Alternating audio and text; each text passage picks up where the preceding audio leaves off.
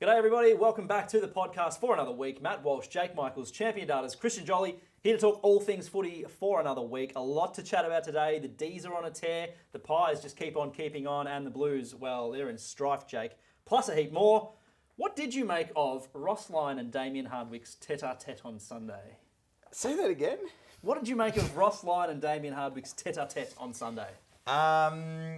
Pretty unnecessary from Roscoe, I reckon. But we've seen this behaviour before from him. He likes to say things. He likes to start little spot fights.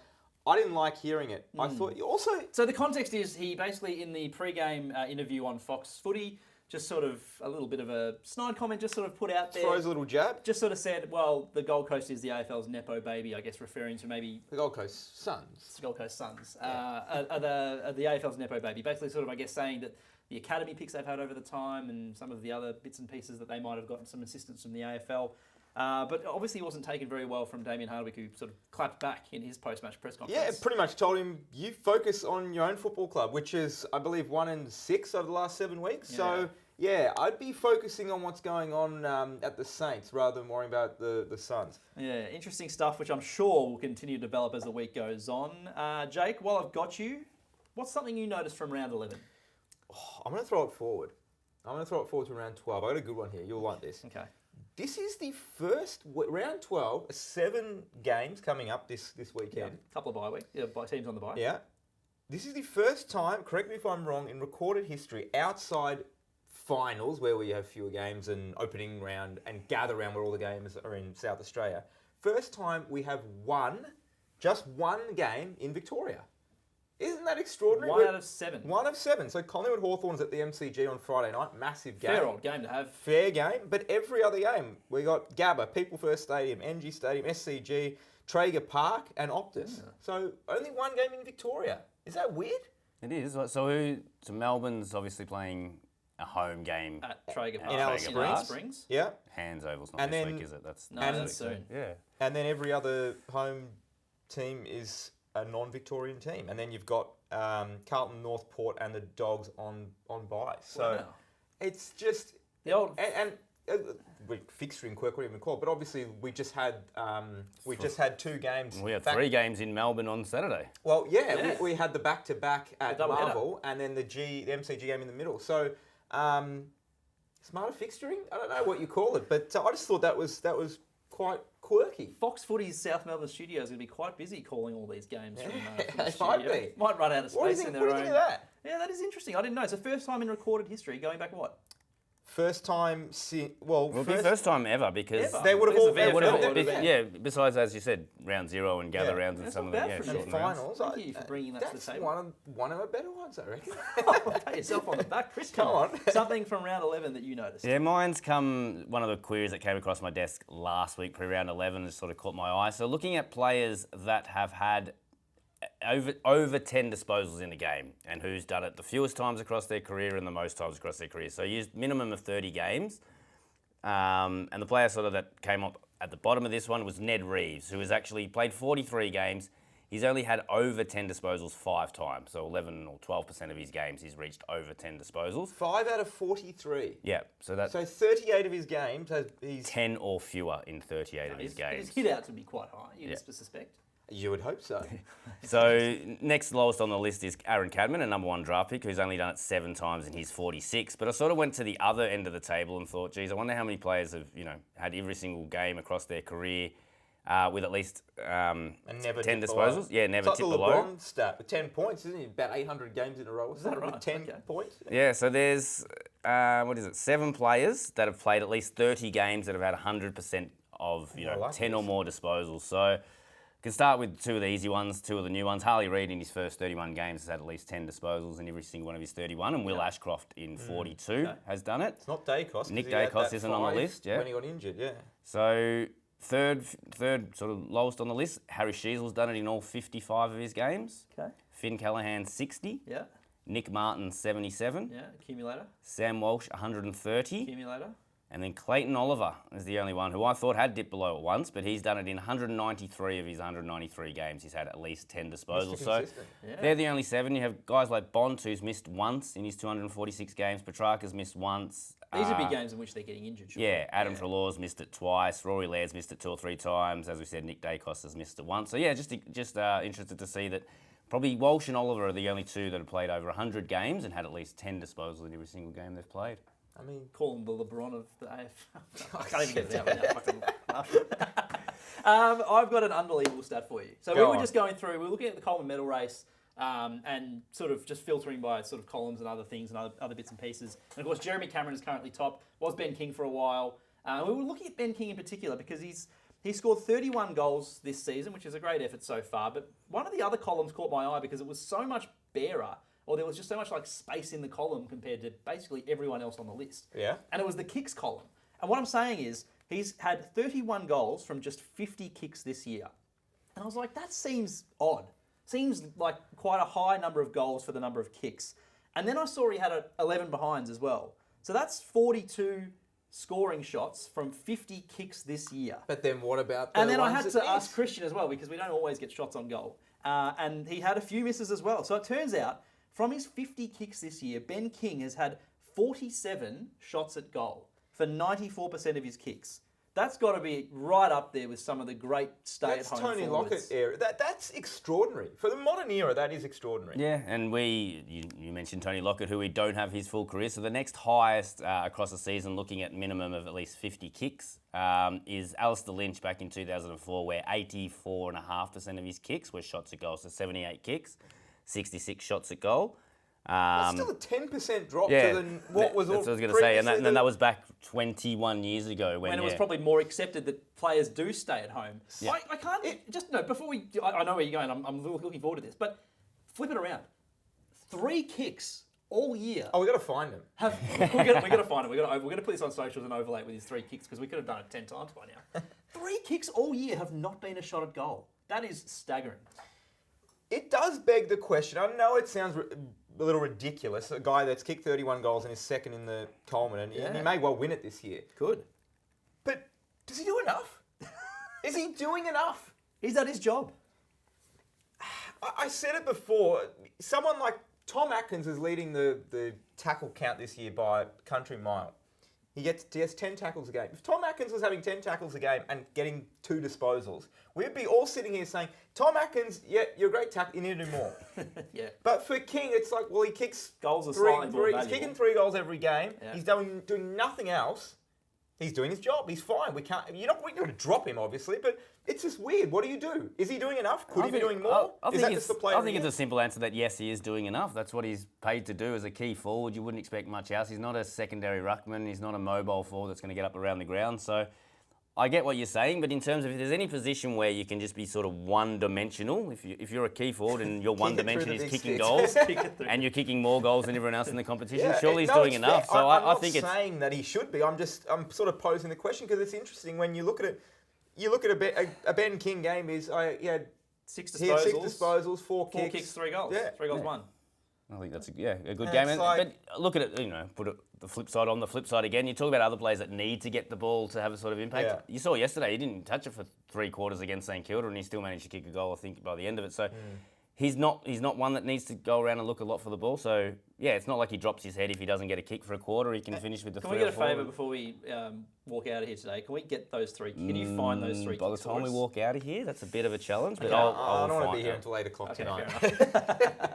All right, let's get cracking. Got plenty to talk about, as I said off the top. Are the D's back, Jake? Oh. I know they started the season really poorly, and we've talked about their off seasons in previous years and how last year was a bit of a write-off with the Petrarca thing. Started 0-5, and it was, there were questions starting to be raised about some senior players and the coach in particular. That included losses to North Melbourne and Essendon.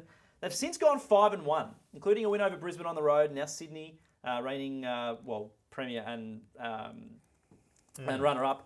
Freo. 11th on the ladder, so they're not far out of the 8, and they're playing with some good chemistry again with these key players that really have needed to sort of get going. And I just wonder, are the D's a finals chance once again?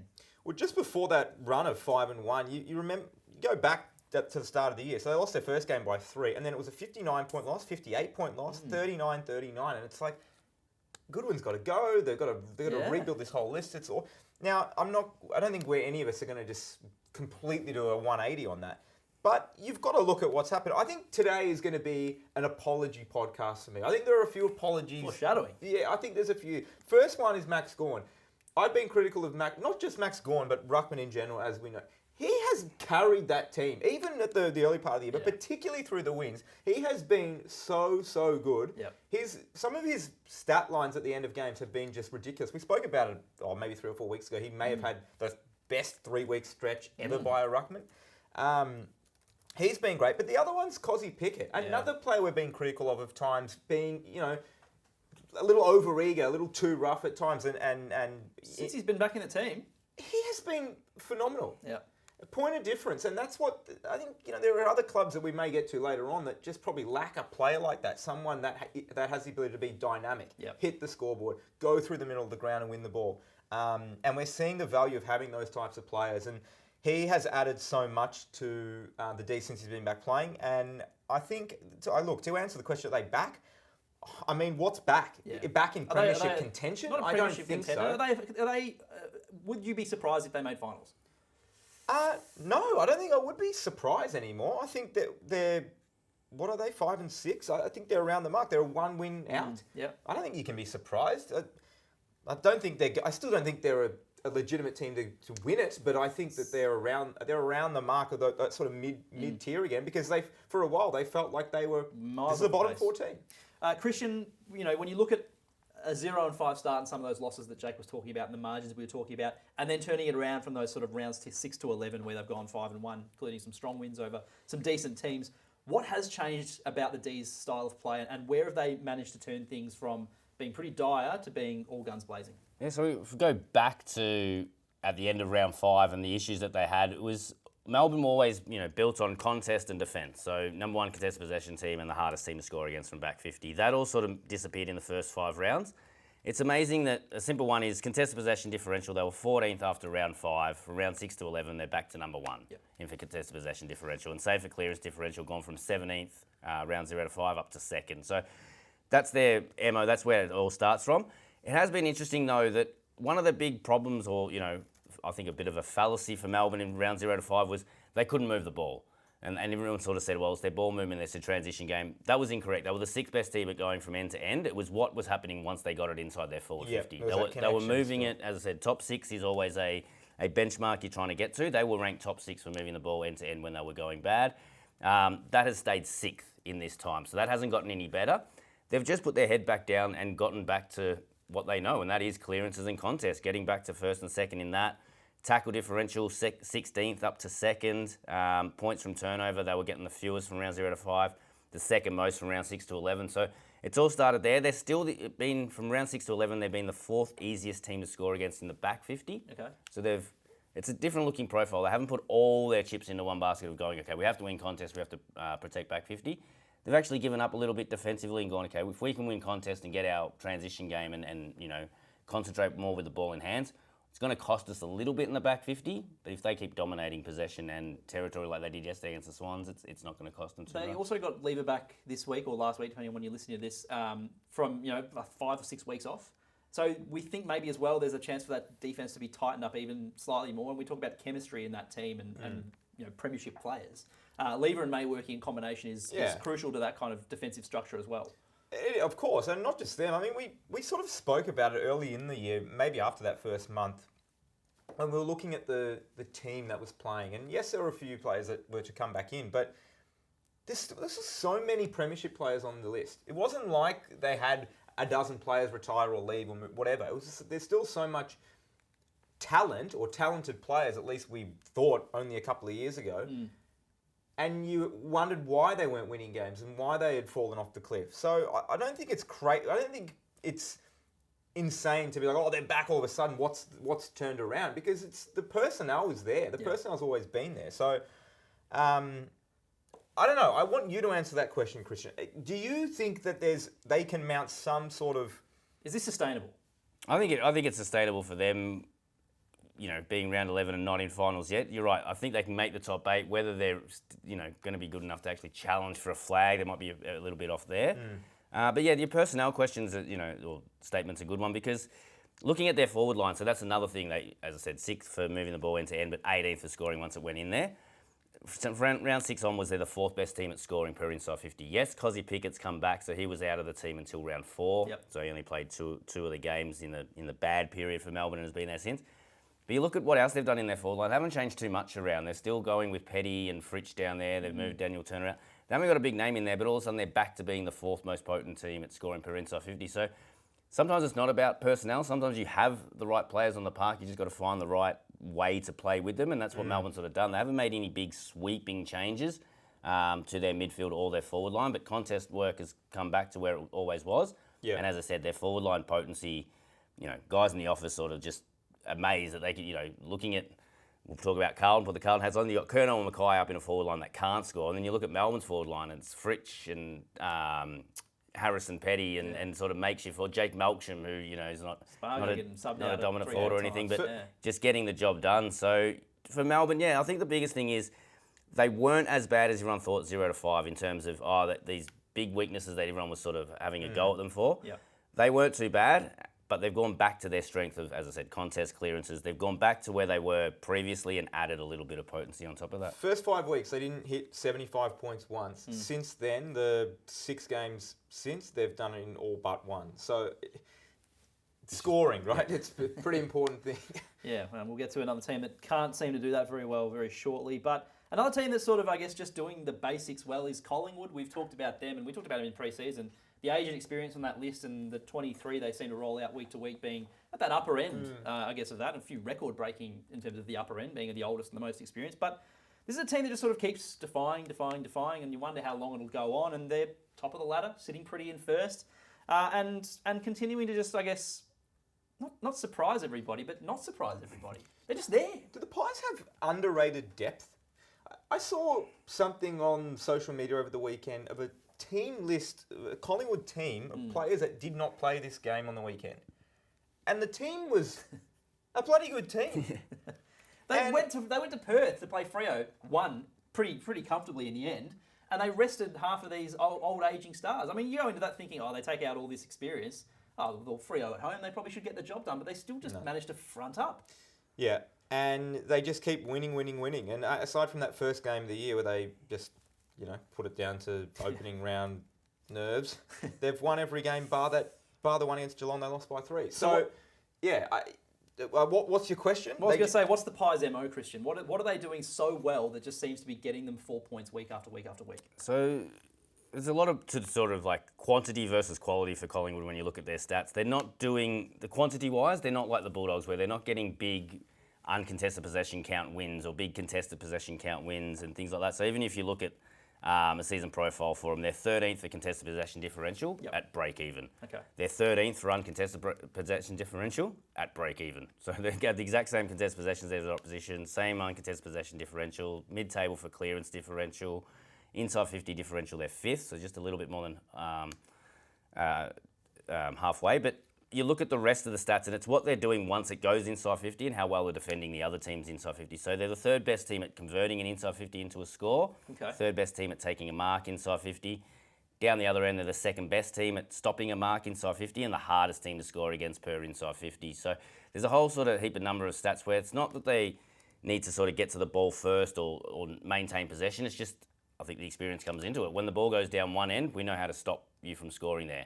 And when the ball goes up the other end, we don't need 5 or 6 minutes to get a score on. We're pretty clean once we go in there and just score straight away. This is a team that has really not had, we talk about focal points up forward and teams that have key forwards or not. Collingwood hasn't really had that hulking key forward presence. I know that they've had a couple of decent, medium, big forwards.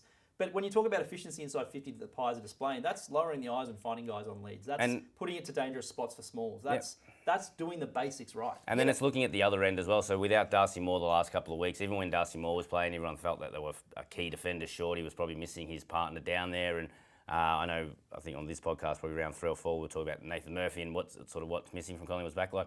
But when the ball goes in there, forward 50, they score 9% more often from their entries than their opposition does at their other end. So the next best team in the comp's about 5.5% ahead of their opposition. So as I said, for Collingwood, it's just how well drilled they are at either end. It's very, very hard to score against them, and they don't screw around a lot with the footy to score. And look, credit to them. I think we did talk about their age and experience, but sort of since that discussion as well, you're getting Ed Allen, and he's producing pretty decent numbers. You've got Ned Long, who's come into the side, was a sub at the start of the season and has been played a great. ridiculous role on the weekend. Yeah. So they keep regenerating as well, and that's to your point about depth as well, Jake. It is. There's a lot of depth, but I think even the guys, it's not as if the guys that are the older generation, for one, they are able to give them the rest, as we sort of said, and two, when they're playing at a high level. It's not like they're just the last guys picked. All of these guys that are 30 plus are performing at an extremely high level, and none of them, you'd be surprised if they just keep on re-signing. So, yeah, there's so much I like about Collingwood this year. I think, and you know, the other thing is just looking at some of their crowds before.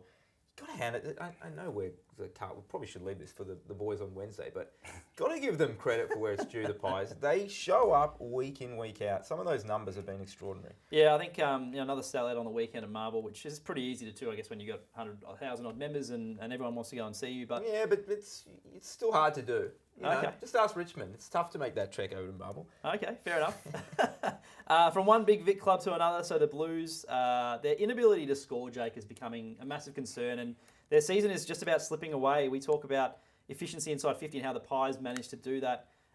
They were down at 39.7 against the Giants, so obviously had plenty of inside 50s. They had 11 more than the Giants. They had 58 to 47, but only scored from 39.7 of those, which was well below what the Giants were putting out, nearly 60%. This has been an issue for a number of weeks, and you talk about having two Coleman medalists in that forward line. Clearly the mix with the mediums and the smalls, they just can't get it right, the Blues. You know, you sort of alluded to it before with the Pies. They don't have the Charlie Kerner, they don't have the Harry Mackay in their forward line, and it forces the midfielders and everyone else to lower the eyes and be smarter with their ball use. And I feel like, not that you're going to give up those two guys to become a better team, but I feel like you can get a bit lazy having those players in your team. You can just sort of kick it to them, they'll sort of work it out. It's not the case. And teams, a lot of Team defence is too good these days. You can't just be putting it on guys' heads and saying, pluck it. No, it doesn't work. Especially Charlie Kerno. He's a bit of all or nothing. He'll dive for something, but he's not gonna work up on a lead and find something. The stat from this game that stood out to me is the fact that Carlton won the contested possession by 38. 38 is a smashing in contested possession. You win most games when you win the contested possession by 38. Not only did they not win, they lost by 5 goals. Yeah. So it just there's so many broken parts, and there was this period of the year where Carlton went and beat West Coast, North Melbourne, and Geelong. And I know Geelong's a really good side. We're going to get to Geelong later, but Carlton matches up really well against Geelong. They have for a number of years. So I didn't think that it had turned too much. The scoring is just dire at the moment. And So the leading goal kickers, Kerno leads Carlton's goal kicking list with 24. Then it's Patrick Cripps second with 10. So there's a big gap That's there just not already. good enough. Durden 10 from fewer games than 11. Mackay's kicked 9. He's again had a few weeks off. Zach Williams 8. Again, just can't get on the park consistently. Yeah. Kemp, same thing, in and out of the side. He's got 7 goals from 5 games. Will White has got 7 goals from 8 games, and Jesse Motlop's played 11 games for 7 goals. Well, that's it. It's that lack of a smaller Genuine forward. that can. It's you're fine with Kerno and Mackay when they're healthy and fit. That's fine, but it's the lack of that next player, a reliable, consistent small forward that you know what you're going to get week in, week out. And Carlton just doesn't have that. They don't have anything close to that. So is there any team that has a worse crop of small forwards than the Blues? Great question. Please tell me.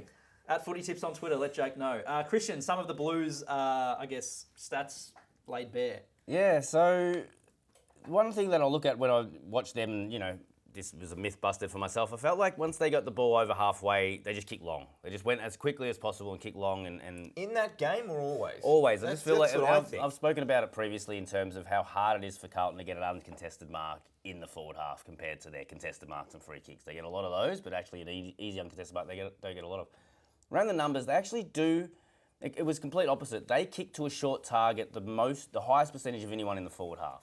So 60% of their kicks in the forward half are executed to a short target, which is the complete opposite to what I was thinking. But then the number that stood out is 51% of those kicks are effective, which is 17th in the forward half. So they're going for short options and hitting them 1 out of 2 times in the forward half.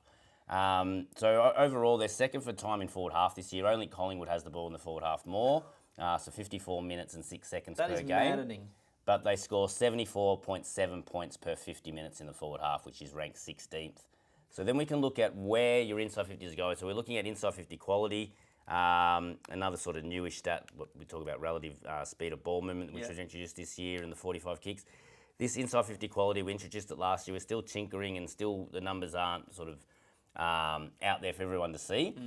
But we're looking at where the kick is landing and looking at where Carlton sort of make the ball land inside their forward 50. We quote them as having the 17th inside 50 quality of any team. So to extrapolate out of that, they have the second most shallow entries of any team. So they do go inside 50, but the ball's only getting to within 30 metres of goal on that initial entry. So they're not getting a lot of entries to the top of the square. Sure. Second most shallow entries. On top of that, they're also having the second most kicks launched from what we call far back from the 50-metre line. So if you can run to about 60 and kick inside 50, you're a lot more chance of hitting a target than if you're bombing the ball from some 70 to 75 metres out from goal. A lot of Carlton's kicks are coming from that 70, 75 metre mark, and they're only going just inside 50 of the shallow entry. So to even look if at all you that, do take it, you got a tougher shot anyway. Yeah. But the more I break it down, a lot of it comes to, I think that's game plan. The short kick execution, the 51% of hitting short kicks in the target, that's your skill set and the players ahead. But where your kicks are going inside 50 and the quality of entries that you're getting, that's got to be where the ball is coming from, where your forwards are told to set up. There's a lot of disconnect from Carlton where it's not like they're getting good looks and just they're inaccurate as well. So when they do get a shot at goal, they're inaccurate, but they're also struggling just to get high quality looks at goals because of where the ball's coming into. Got the bye this week, Jake, and then they have 4 games against, well, you would describe them as beatable opposition. Yep, I would. And I will get to that shortly. Yeah, actually you will. Yeah, fair enough. That would teach me to scroll down on my own run sheet. Hey, I was watching Thursday night, Cats Dogs. What a barnstormer that ended up being. When you talk about, I guess, ex-players and commentators from the 80s who would have loved to see this high scoring. Was that the game of the season? Was it? It's pretty good. That's pretty good. But high scoring. Everyone loved it. Lots of goals, all that kind of stuff. But one thing I was really keen on keeping a close eye on as time elapsed in the fourth quarter was that Geelong was first to 100. There's this old myth. I don't know if people in your life, and my dad used to say, if you get to 100 first, you win. You're guaranteed to win. It's one of those things people say, but it's an old wives' tale. There's no research behind it. No, especially not back then. But I was especially taking notice of this because 2 weeks earlier, the Cats had gotten beaten after getting to 100 first against the Giants down at GMHBA. So it has happened. It could have happened twice in 3 weeks for the Cats. And I was just wondering if we could have a little bit of an update on the sort of the first to 100 rule, because I was sort of thinking that would be almost, I guess, that would never have happened before, 2 in 3 weeks to kind of get to 100 first and never do it. I know you haven't got that stat, but where are we at with the first to X rule? Is there a certain level where if you get to a certain score, you are most likely going to win that game? Well, yeah, it depends how you define most likely. So I've got a query here of looking at every score from 50 onwards and your winning percentage that if you're the first to that. So if it's 49 all and you're the first to get to 50, it's the same as if you get to 50 and the other team's on 0. We've kept it all just to reaching this score first. Oh yeah, it's not terribly scientific, but it's good fun. Perfectly, but yeah, so you look at first to 50, you win 78% of the games, and then it sort of jumps up to. Seems high. Yeah, get to first to 60, and it jumps up to 84% win rate in games. So. Probably if you're looking at where's the cutoff to get to 90% first, it's 76 points. So if you're the first to score 75, you win 89.8% of games. So it's almost a 9%. If you're the first to 76, you win 90.5% of games. 9 out of 10 times. But this is still below the average score of about 82 in that time. So this is 2022 onwards, so it's taking into a good 4 or 5 years. And it's just a steady sort of jump up from there. So 76 is, as I said, 90.5%, 0.5% jump to 77, a 1% jump to 78, and then pretty consistent 92% for a while, all the way up until 100. So it should be high, yeah. So you're saying it feels high, but it should be high. No, if it was high when it was 50, if you're first to 50, even still, 3 out of 4 you're winning if you're first to 50. Yeah, it's like saying I'm sure if you ran the numbers on. If you lead at half time, do you win more often than not? Yeah, of course you do. Fair enough. So what about 100? What's 100 sitting at? So we did it a few weeks ago. I think you guys were off on your getting married and honeymoons and all those good things. So since 2022, it's been 341 wins and 9 losses for the team to get to 100 first. So.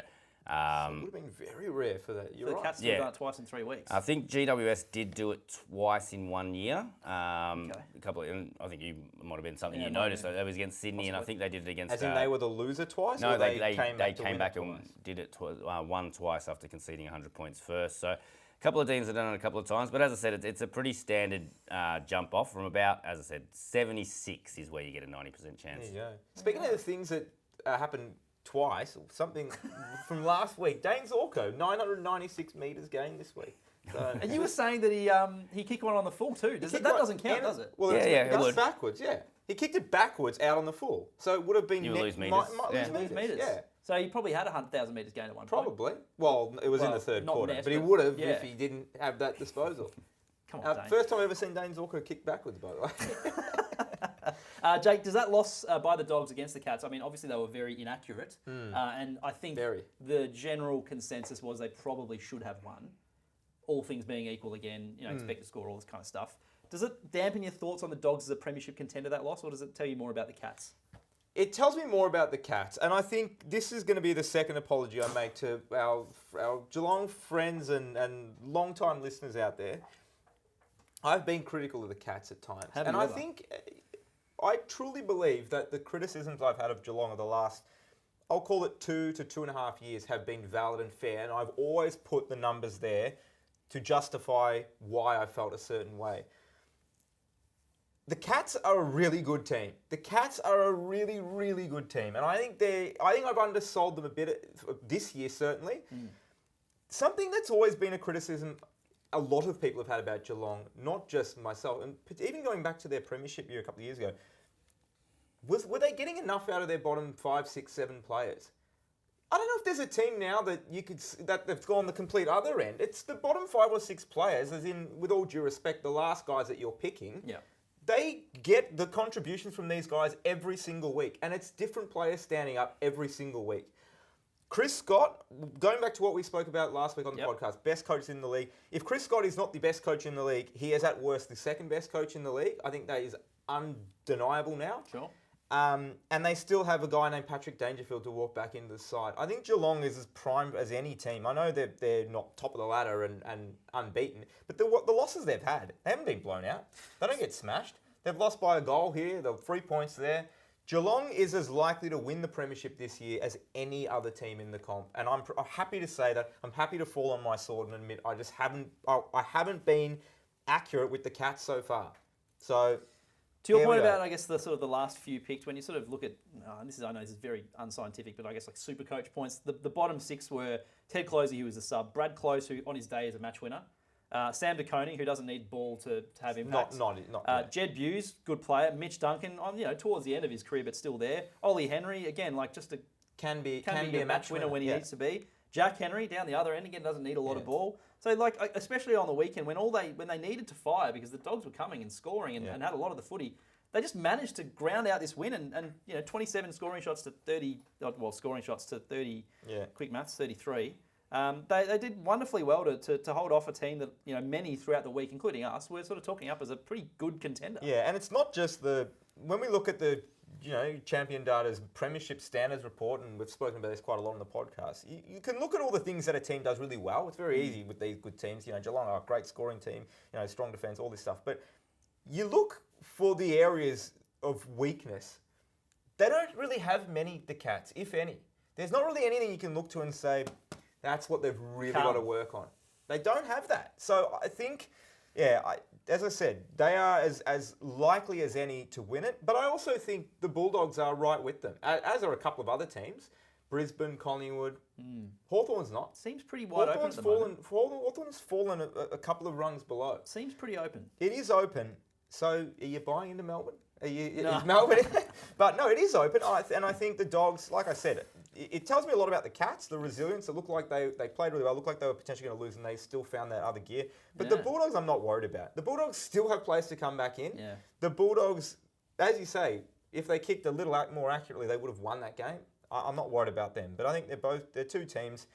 I'd love to see both those teams playing in a final. Question without notice, just on that kind of wide open thing. Who's your premiership favourite right now, Christian? Who are you looking at and saying, this is ticking the numbers and they're doing it consistently, or they're doing it well enough right now, or they'll get back to their best, or whatever it might be? Like, what team are you looking at and saying, that's my pick right now? Yeah, I think it's Collingwood, and Gold Coast is right up there. Gold Coast, it's It's similar just to so Jake. unproven, right? Yeah, I'm same as Jake. I'm cut up on Gold Coast has done this so many times. They've never been this good in a year, but we've never seen them play a 22-round season. It's always been 11 or 12 weeks worth of realness, and then it sort of drops off. I don't see it dropping off too far this year, so I have to give credit where it's due. But yeah, premiership standards, Gold Coast and Collingwood are the two really well placed. Adelaide slowly sneaking up there, but the Bulldogs offensively 100% okay, but yeah, defensively is the Bulldogs question mark, and that's similar to Geelong. So Geelong, probably the one issue with them is what they're doing without the ball. So they're talk about chain to score percent against. So the other team gets the ball. Geelong's the 9th easiest team to score against, and they're the 4th worst team at stopping the ball going from defensive midfield to forward 50. So at the moment, they're able to do it by being really clean when they do have the ball, but they do give you an opportunity when they don't have the ball. That is just something I put on watch because I know that Geelong previously, not so much in 2022 or 2022 when they made the grand final, but probably the finals before that where they had a few straight set losses and things like that, it was ball movement by good teams in the finals that teams were able to go end to end against them too easy. It's still an issue for Geelong that, yes, they're great with ball in hand, but the numbers that sort of, if you do talk about, trying to find a weakness, the things that they don't do well is, stopping points from opposition's defensive half, so teams able to go end to end against them, and stopping scores from turnovers and things like that. So just a little watch on Geelong for what they do on turnovers. Bulldogs a little watch for just how well they're defending teams at the moment, whereas Collingwood and Gold Coast and Adelaide probably as well, ticking all 3 boxes. There you go. Jake, who's it a big week for? Well, you sort of stole my thunder a little bit before, but you did me. Normally I do that. It's a big week for Michael Voss, and you might be saying, well, hang on a minute, the Blues aren't playing this week, they're on a bye. And that's true. That means he has 2 weeks to prepare for a game against the Bombers. And after the Bombers, it's a game against West Coast. And after West Coast, it's North Melbourne. And after North Melbourne, it's Port Adelaide. Carlton has to go 4-0. And if they go 4-0, it's not going to be, they're back. They're 4 teams that they should be beating. Even Carlton, even what we know about Carlton, they should beat all 4 of those teams. If Michael Voss cannot find a way for the Blues to go 4-0, if they go 2-2 or something embarrassing through that month, there's absolutely no way he will be or should be coaching this team this time next year. Absolutely no way. It's a huge couple of weeks for him. Yeah, needs to get this club back in order. It's a joke at the moment. Well, the stats you talked about earlier, just off the top of your head, are they fixable? Is this? You said it was coaching before. This sort of the way that they are entering 50. Is this kind of stuff fixable? Well, I don't think so. I think it's who Carlton is because there was. Well, I was going to say because there's a 3-week period where their disposal efficiency has been bad all year. There was a 3-week period where they went to number 1 this year, and I sort of said the same thing. I'm like, how does this happen? How can you be the worst skilled team and then all of a sudden for a 3-week period, I think it was the collusion of who they played. They had, West Coast they played with very little pressure and that probably boosted up their number. But it's been too long. It's been 3 years of the numbers keep hovering. You might get a 2 or 3 week period where we play West Coast, North Melbourne, some of the easier teams and the inside 50 potency goes up and the number looks a bit better. But to me, you got to look at, the list hasn't changed too much in 3 years and the number has stayed the same in 3 years. Every time we talk about Carlton every 5 or 6 weeks, we keep coming back to the same thing, forward line connection and how hard it is for them to find easy transitional play. So, hate to be a pessimist, but it doesn't seem that fixable without sort of rejigging the list. I'm sick of talking about the Blues. Christian, who's it a big week for? Blues rivals, Essendon, I think. So going up to the Gabba, saw them just 2 weeks ago, 91-point loss to the Bulldogs, came back out this week and beat Richmond by 23 points, which is the job they needed to do. But that's classic Essendon, isn't it? And you look at their 4 losses this year, 26 points in round 1 to Hawthorn, a 60-point loss to Adelaide, 40-point loss to Collingwood and a 90-point loss to Western Bulldogs. So lost 6 of their past 7 at the Gabba. Some of those have been big losses. I think it's a big week for them. They don't want to go to the Gabba and end up with another 90-point smashing like they had against the Bulldogs 2 weeks ago.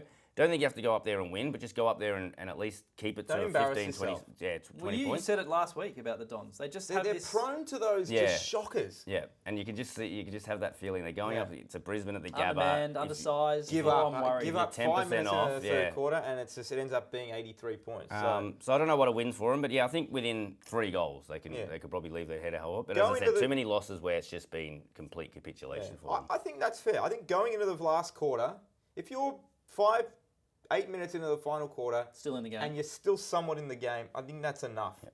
But Yeah, you don't want you don't want the Lions to have an 8-goal second quarter and then it's just like they just stop playing. Yeah. Fair enough. Big week for the Crows, flying under the radar a little bit. You sort of just mentioned it there, that they're one of the teams that are just ticking enough of the boxes or the premiership standards to be thereabouts towards the back end of the year. But they head to Sydney this week to play at the SCG. They haven't beaten the Swans in their last 6 games. That's dating back to round 2 2019. And this is a team that sort of is pretty good at home. They should have beaten him in that Ben Keys game. Yeah, well, I know you're one of Ben Keys' biggest fans as well. Haven't forgotten that. I'm sure many Crows fans haven't. But it remains. So 6 games, they go to Sydney. Sydney's on the down, and the Crows are on the up, and really need to win this if they're to sort of solidify their top 4 credentials. I think that's fair enough. Yeah. Is it hype justified? Is it hyperbole? Time for this, our favourite segment, Jake. We mentioned it off the top, but Damien Hardwick told Ross Lyon to worry about his own backyard, and pointed out that the Saints only got 13,486 to the game on Sunday evening. The Suns will outdraw that figure at home this week versus Fremantle. Oh, God. I hope they all show up. 13,000? What was it? 13,000? 486. I'm going to go justified. I reckon they get it. Go to the footy. I reckon Saturday they get afternoon, winnable game. I think it's a great time for fans on the Gold Coast to go and watch a decent team play some good footy and stick it up, Ross. Am I right? And I'm just having a quick look here. Am I right? And they've had the 2 games that they've had there this year. They've done it both times. They've hit that marker against which teams? Against Sydney and Adelaide. So they're odds on. Not Victorian teams. So I think So I guess good on him. Ross needs to worry about his own backyard. They're Justified. fine. Yep, 100%. Jordan Dawson is the first picked in any mid-year All-Australian team. You can take that one, Christian. Oh, you're strong on it. No, he's not. It's not what you said half an hour ago. That's hyperbole. This is hard. If you asked me this question last week, it's Jack Higgins without any question. Yeah, for the role, right? For the role that he plays, yes. For the role that he plays. Didn't have a great game, and all of a sudden you've got you got big ticks across the board for Ben Long and big ticks across the board for Jamie Elliott, who now you've got kind of 3 of them that you can pick from. I think the ruck situation is really tight between 2 guys. You just said Max Gawn has carried his team and has been one of the best in the league. He has. Has he been first picked? He is the first ruck picked, but it's not a landslide as it's been in previous seasons. You've got a bunch of key forwards that it's a merry-go-round of who's on top of the Coleman medal, and then the midfielders. I mean, you can throw a blanket over 8 of them. Yeah. More probably. Who's your first picked? My first pick is maybe I'm talking myself into it's justified on Dawson. He's been very good. I got him leading the Brownlow predictor by 3, which is. And we were discussing before. His numbers haven't been earth-shattering. But they never are. Jordan Dawson isn't someone who's going to average 35 disposals a game, and he does everything well. He just does everything. He wins the ball. He's a really good user of the ball. He tackles. He works hard. He can kick goals. He sets up the play. He just does everything. He's a great leader. I really hope he does. I'm a big Jordan Dawson fan. So Max, you're cold on Max. Ed Richards averages the highest number of rating points per game. He's been pretty good. Libby, your mate? I think Libby's. I don't think Ed Richards has been the best Bulldog this year. Who's your first pick, Christian, in a mid-year All-Australian? Again, position he plays, Ben Long. I know you mentioned Jack Higgins as another one, and I think you threw Jamie Elliott up there as well. But I got Ben Long. He's just. In terms of for that position, looking at he's elite for marks, 450 marks, 450 ground ball gets, 450 pressure and kicking goals. So he's ticking all 4 boxes that you want of a small forward. So I think he's the first pick for me at the moment. Fair enough. I'll stick with Higgins. I think one bad game, he has recency bias. He's been very good. It's been great. Yeah. St Kilda is making a mistake offering $1.7 million to Tom de Koning when they should be using their bags of money to try and retain Nazaya Wanganeen-Millera. That's as justified as it gets. I don't know what they're doing. I honestly don't know what the long-term plan is. Let's say they get it. Let's say he walked in the door tomorrow. What do they do? What happens with Ron Marshall and Tom de Koning? Playing them both in the same team?